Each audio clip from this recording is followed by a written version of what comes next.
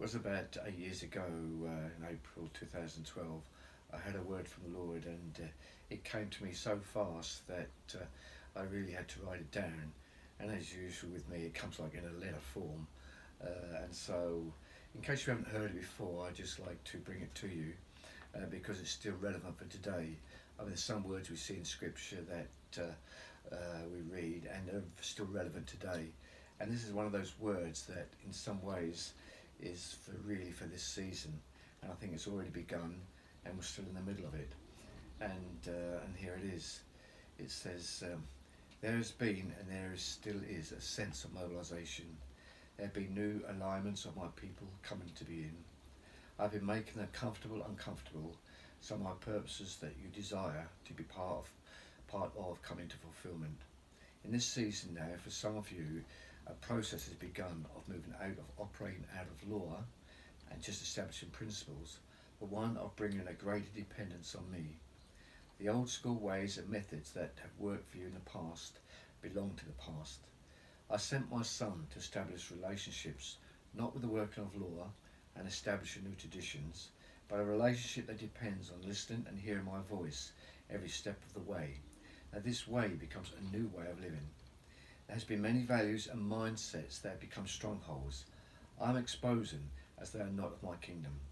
I am creating within you a greater desire for truth, not just requiring of more information, a revelation that comes from me that you will defy logic and reason and will appear foolish. In order to move in faith that is true, you need to listen to me. Instead of bringing the message, you will become the message read by all. In the midst of what appears chaos in the world, my glory is being revealed to those that have eyes to see and ears to hear and will bring change. There will be various crises that will come to you, and you will not always have the answer. Your faith will be tried and tested. Remember, my word is true. In the midst of all, dear child, I have not forgotten you, nor have I abandoned you. I have promised never to leave you, nor forsake you. There will always be a way when there appears no way. My love for you is stronger than death itself. Loving you forever, your faithful Dad.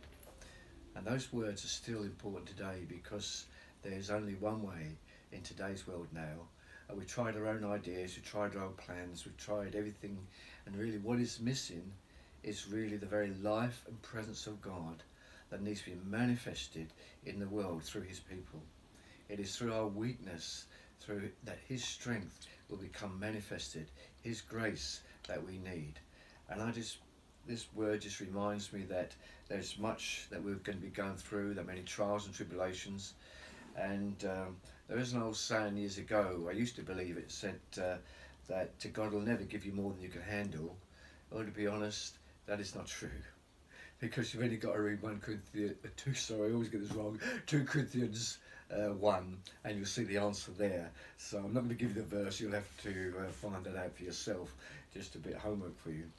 But this is really, I believe, becoming like the new normal, listening and obeying his voice. It's the only way, because obedience brings blessing, and we can't do it any other way, you know. And I think there comes a time when I've had to so much of my own life come to the end of myself. When we come to the end of ourselves, when we really, really know we can do nothing, then we will know that we can turn to him and live and follow the life. Instead of treating God like our butler, we can follow the life of the Son of God that is put within us. For those who are not believers, listen to what the Spirit of God is saying to you too. You have a heart, you have been created in the image of God. He's speaking to you too. You're to follow the life that he's put within you, and don't just get messed up with this chaos of this world. I think that's all I can say really.